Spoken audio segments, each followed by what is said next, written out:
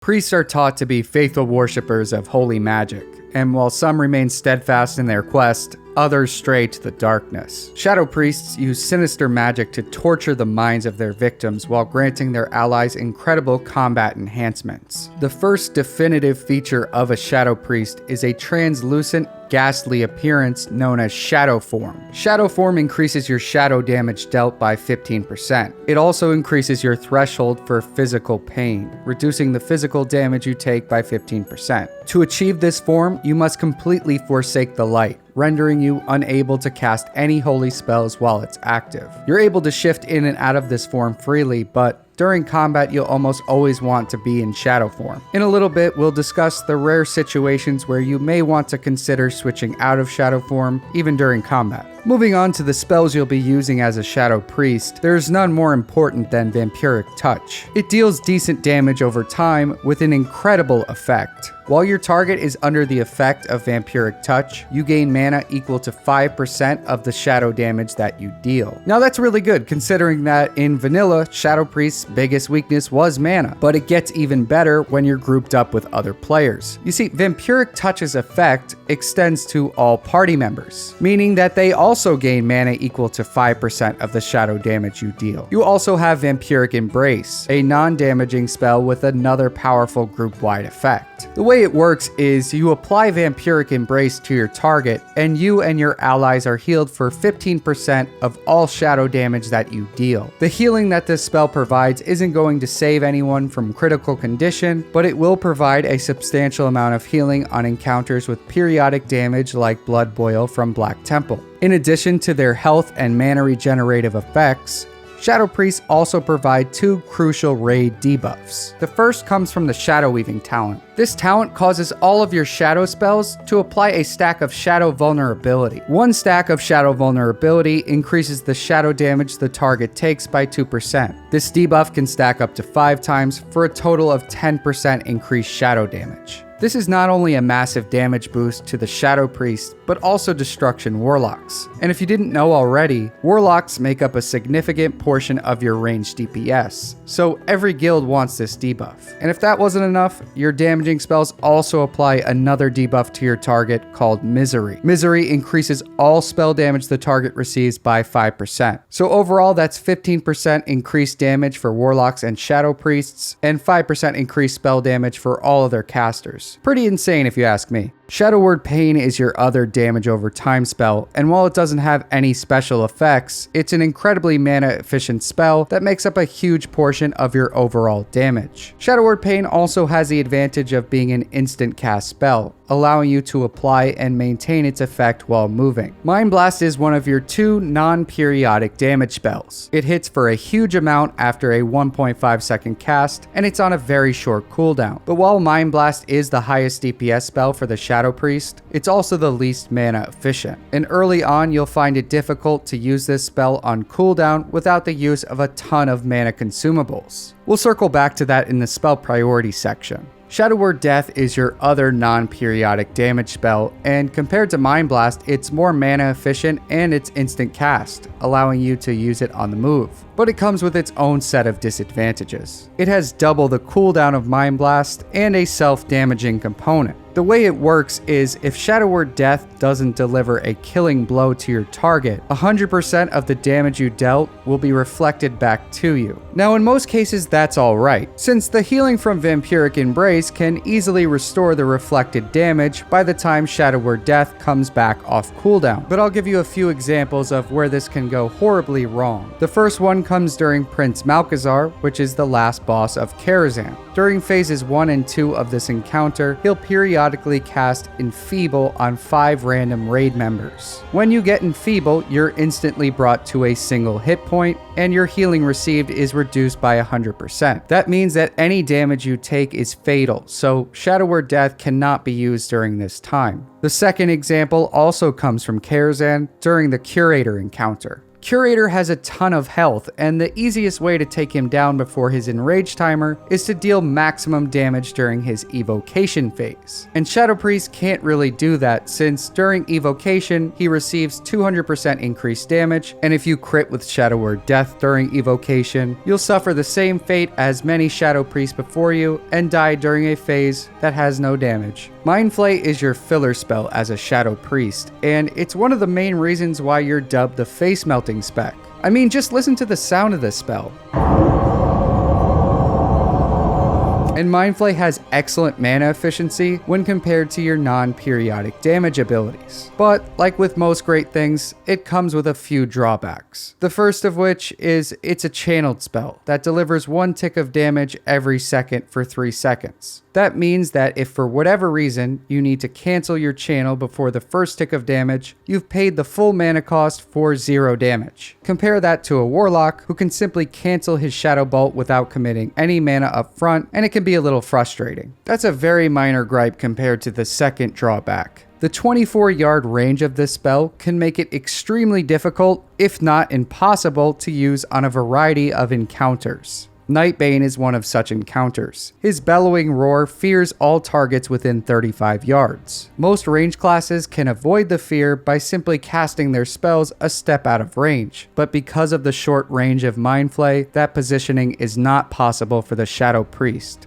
This forces the priests to put themselves in a vulnerable position just to be effective, and it doesn't feel so good. And like Shadow Word Death, Mind Flay is also difficult to use on Prince Malchezaar. Throughout the fight, he'll periodically cast Shadow Nova, an ability that deals high shadow damage to all targets within 24 yards. Which is coincidentally the same range as Mind Flay. So as long as you have the Enfeeble debuff we talked about earlier, you simply cannot cast Mind Flay. Shadow Priests have one major offensive cooldown called Shadow Fiend. This ability has a 5-minute cooldown, and when activated, you summon a shadowy fiend to attack your target for 15 seconds. Every point of damage dealt by the Shadow Fiend grants you 2.5 points of mana. And using this ability at the right time and on the right target is essential to your mana management as a Shadow Priest. There are a few other things I want you to understand about Shadow Fiend. First, his attack power scales with your spell power, so using a spell power trinket before you activate Shadow Fiend will increase your mana returns. Second, his damage is physical, so putting him on the target with the least armor is the best choice for maximizing his damage. So a fully raid debuff boss with Fairy Fire, Curse of Recklessness is going to be an excellent target for our Shadow Fiend friend. Third, your Shadow Fiend will benefit from Heroism, dramatically increasing his damage and your mana returns. So ensure that you're planning your Shadow Fiend usage around Heroism whenever possible. Last thing, while your Shadow Fiend is relatively tanky, he can still die when there are a lot of AoE mechanics present. In situations where this is a possibility, it's a great idea to use Power Word Shield on your Shadow Fiend after you cast it. More on that spell in a minute. Let's talk about Shadow Priest healing.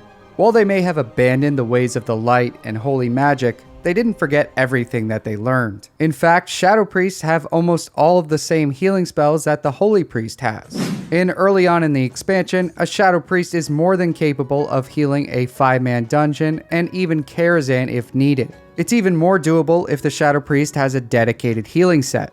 Now, there are situations where you may consider healing even while in a DPS role, but that decision must consider the following. Casting any healing spell automatically takes you out of shadow form. So casting a single flash heal, for example, would cost you around 1300 mana, since after you use 450 mana on flash heal, you'll need to spend an additional 850 mana to get back into shadow form. And aside from the high mana cost, when you stop dealing damage as a Shadow Priest, you stop regenerating health and mana for your group through Vampiric Embrace and Vampiric Touch. And last, as you progress through content phases, your healing spells become increasingly trivial compared to pure healers since you lack talents and sufficient bonus healing. But all of that goes out the window when one or more of your healers are dead, and your groupmates need to be topped off after a mechanic like the Tidal Shield on High Warlord Nagentis. Combining Inner Focus with Prayer of Healing can be very clutch in these moments. While there is a significant opportunity cost with casting holy spells as a Shadow Priest, you can freely cast discipline spells even while in shadow form. That gives you the incredible ability to dispel powerful magic effects on enemies and harmful magic effects on allies through through Dispel Magic. For a relatively low mana cost, you can purge 2 beneficial magic effects from an enemy, or dispel 2 harmful magic effects from an ally.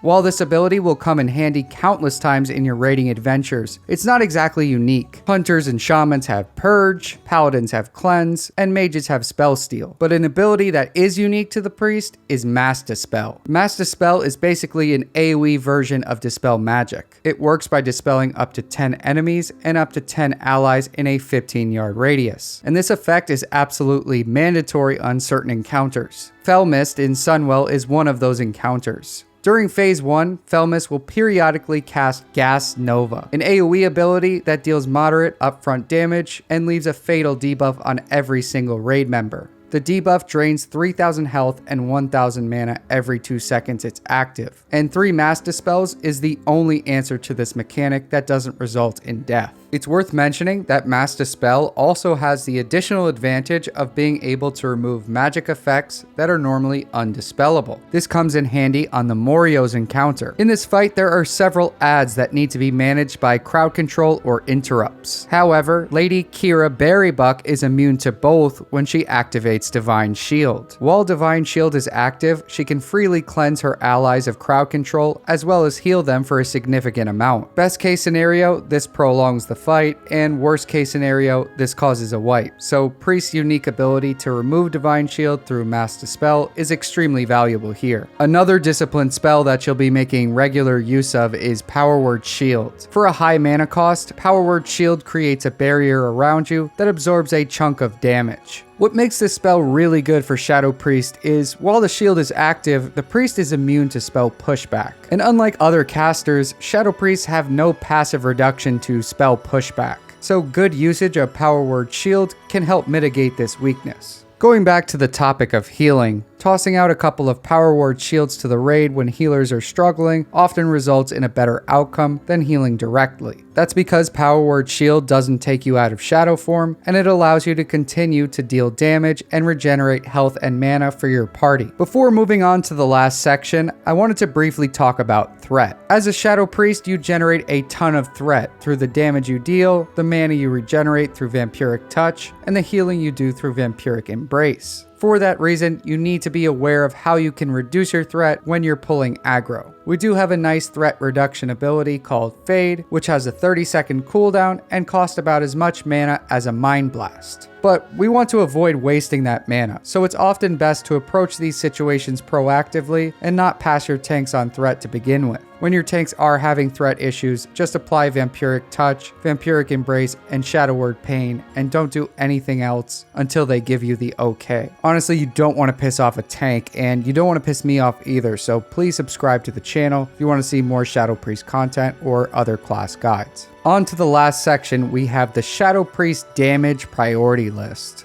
Well, it's actually damage priority lists, but it didn't really sound right, so I called it damage priority list. Anyway, it's impossible for me to give you a single list since your priorities will change depending on your gear level, the current encounter, and your mana management skills. With that said, imagine Shadow Priests as a sports car that runs on mana. It has 3 distinct modes: Eco, Balanced, and Turbo. Eco is your mana conservation mode. In this mode, you have the following priorities. Your first is to maintain Vampiric Touch and Vampiric Embrace at all times. Your second is to maintain Shadow Word Pain at all times. Your third is to cast Mind Flay as a filler whenever the above conditions are satisfied. In this mode, you should only clip your Mind Flays if you need to refresh Vampiric Touch or Vampiric Embrace. And by clipping Mind Flay, I just mean intentionally ending your Mind Flay channel before the last tick. The next mode is Balanced, and just like Eco, your first priority is to maintain Vampiric Touch and Vampiric Embrace at all times. Your next priority is to maintain Shadow Word Pain. Your third priority is to use Mind Blast on cooldown. Your fourth priority is to use Shadow Word Death on cooldown. And your fifth priority is to use Mind Flay as a filler. In this rotation, we don't ever clip 3 ticks of a Mind Flay unless it's to refresh Vampiric Touch or Vampiric Embrace. But if you're doing good on mana in this mode, you can consider clipping your second and especially your third tick of Mind Flay to refresh Shadow Word Pain if it fades during your channel. Last is Turbo mode. This mode puts maximum DPS above everything aside from maintaining your raid debuffs and vampiric spells. So as with every other mode, your first priority is maintaining Vampiric Touch and Vampiric Embrace.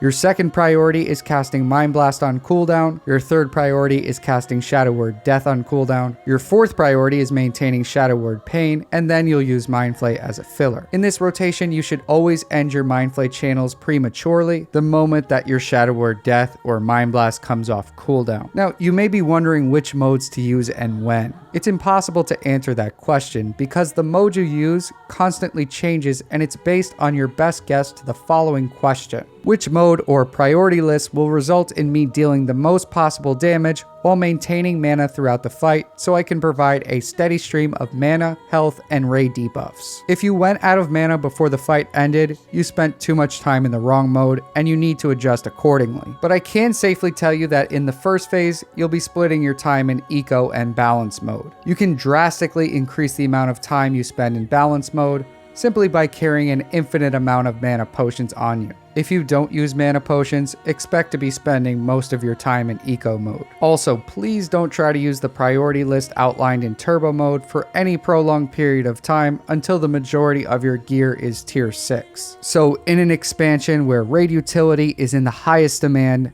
the Shadow Priest offers so much. I hope to see you guys in the next one. Peace.